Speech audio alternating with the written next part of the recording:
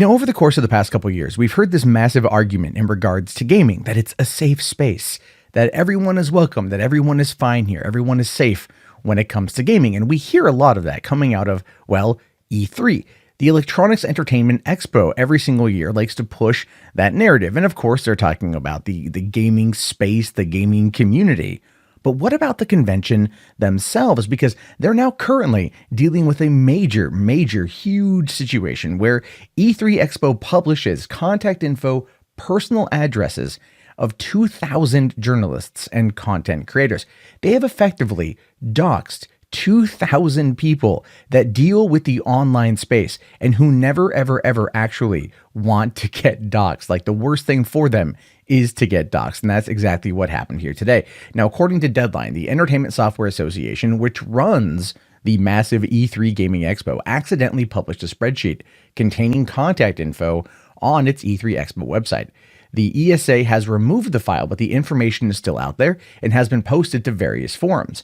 Some of the journalists, particularly freelancers, used personal information on their registration.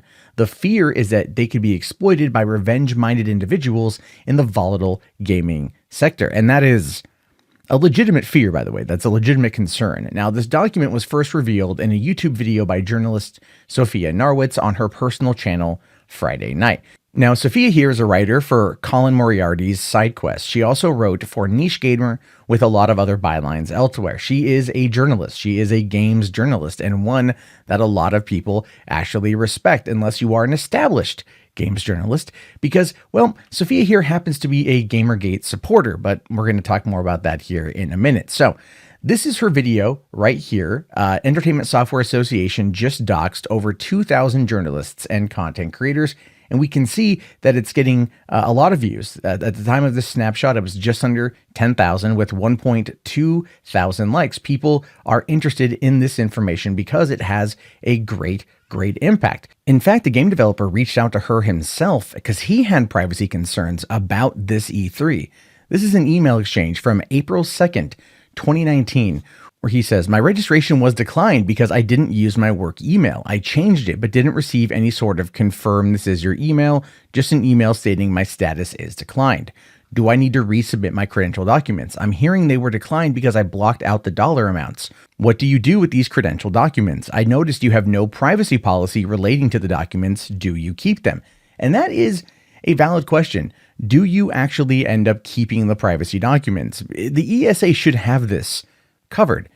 There are people coming from the world over, and they have been for well over 20 years. They should have this kind of stuff locked down. But apparently, it's just not. It's not protected at all. And I'll give you a good example here. This is Greg Miller. This was posted a little over a month ago, June 27th, where he says, "Good morning, #I'm banned from E3. And this is the email. It says, "Hello, as part of the E3 terms and conditions for 2019, you had agreed to the following: that the badge is non-transferable and is the property of ESA. E3 badge swapping and or sharing is strictly prohibited. Any attendee found using another attendee's badge will have the badge confiscated and will be removed from the premises. The E3 badge must be worn at all times. Security confiscated your badge after stopping someone who had your badge on and whose IDs did not match. Every year, management reviews each person and the reason their badge was confiscated and decides on whether they'll be granted admission to the show. As a result of this violation, you will be placed on the banned attendee list for 2020. This is Greg Miller we're talking about here. Greg Miller, formerly IGN, now kind of funny, all around kind of douchebag. But Greg Miller is a known entity in E3. He is a known entity around gaming.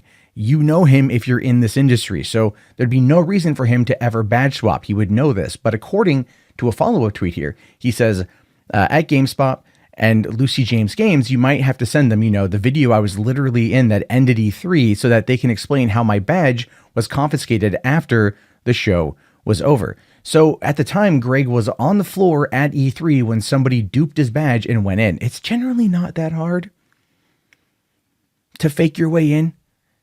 They try to do a lot of these security things now. They'll do like UV lights or RFID chips or things like that, but people will always find a way around it. They will always find a way in. My very first E3, which was in 2000, I did work for some website that was up and coming, but it was nothing. And I just printed out a business card that I made on Microsoft Word that morning, traveled from San Diego to Los Angeles, walked right up to the press desk, handed them this clearly homemade business card and said, "Hi, I'm a journalist." And they said, "Welcome to E3." They didn't care.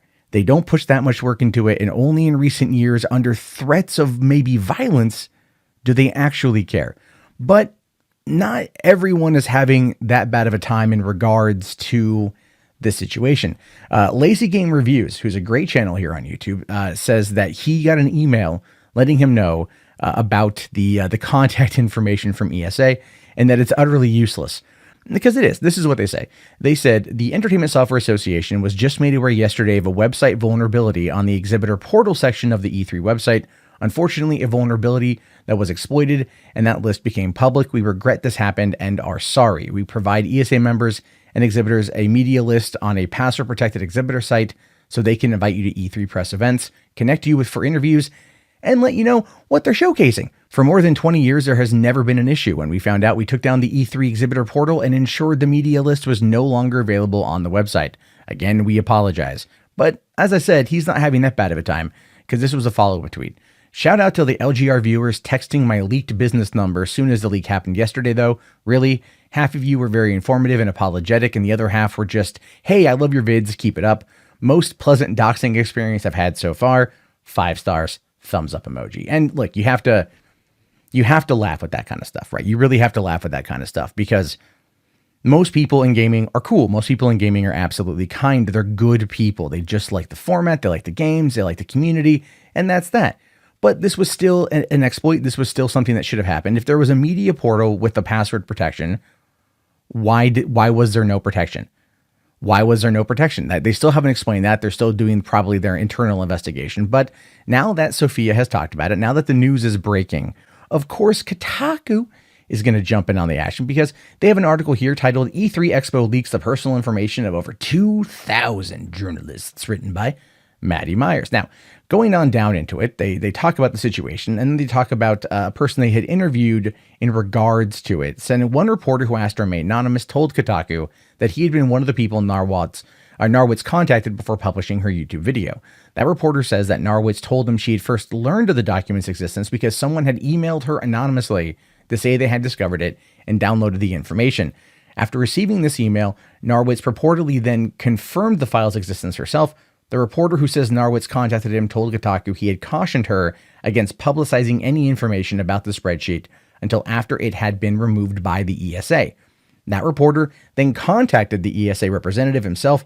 After that, the direct link was removed from the website, but unfortunately the file itself was still accessible to anyone who knew the link or could find a Google cached version of the page.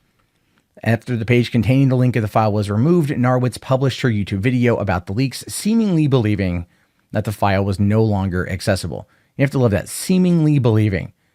I would give Sophia far more credibility and journalistic ethics than anything coming out of Kotaku, because that is such a loaded statement right there. Seemingly believing that it was no longer accessible. If they said it was taken down, you figure that the leak had been stopped at that point, but whatever. Goes on to say, soon after that, users noted on social media that although the link had been removed, the spreadsheet was still accessible. The anonymous reporter told Kotaku that he then contacted the ESA a second time, and at that point, they deleted the file from its website. However, Narwitz's video had already unwittingly publicized the existence and continued availability of the file, the contents of which continued to be shared online. Now, Kotaku at this point is very much trying to make it out to be that she was either behind it, she wanted it to happen, she was complicit in it happening, and she didn't do her due diligence as a reporter. As soon as the information became available to her, she went and she talked to the ESA. She waited for the file to be deleted from the link to be taken down. The leak supposedly stopped before publishing her content in order to make sure that she was, being in line with the standard of journalistic ethics. And then she's being more or less, served up to the media by Kotaku here, made out to be the bad guy by Kotaku here, because of course that's what they're going to do. Especially Jason Schreier, saying here that the fault for this leak is solely on the ESA and that they should be the ones held accountable for it. That said, this person is a Gamergate supporter and has a long history of harassing journalists, and she clearly dropped the ball here. Let's be clear about something. If not for the journalist's irresponsible rush to report this, the info might not have gotten out. Jason, you idiot. Someone emailed her and said, hey, this information is out. Just giving you a heads up. They're letting you know. They're letting you know that it's out. They're letting you know that it's available, right? Right. But why is he making that comment? Well, it all boils back down to Gamergate. Jason here can't stand the fact that Gamergate happened. It's nearly 5 years old and that he hasn't gotten over it yet. None of these people have gotten over it yet. They have to game drop as often as they possibly can because they need it. They need that boogeyman to hold on to. Sophia did her job. She did a good job. She exposed a leak, a problem. She reached out and let them know what's going on, contacted other people to let them know what's going on. And they're trying to throw her under the bus for it. They're trying to make it out to be that because she supported a movement about ethics in video game journalism, which I am saying with a straight face, that she is somehow the bad guy. And that, of course, is everything wrong with Kotaku, everything wrong with games journalism as we know it. Sophia broke probably the biggest gaming story of 2019, and she's in no way going to get the respect she deserves. And that's unfortunate because it almost feels here, just to kind of give it a political phrasing, party over country. You know what I mean? That's what it feels like in regards to this Kotaku article where they use real loaded words to make it out to be like Sophia's the bad guy here when she clearly is the hero of the hour. Anyway, your thoughts, your opinions, let me know down in the comments below. I will talk to you guys later. Have yourself a fantastic day. Thank you so much for watching and peace out.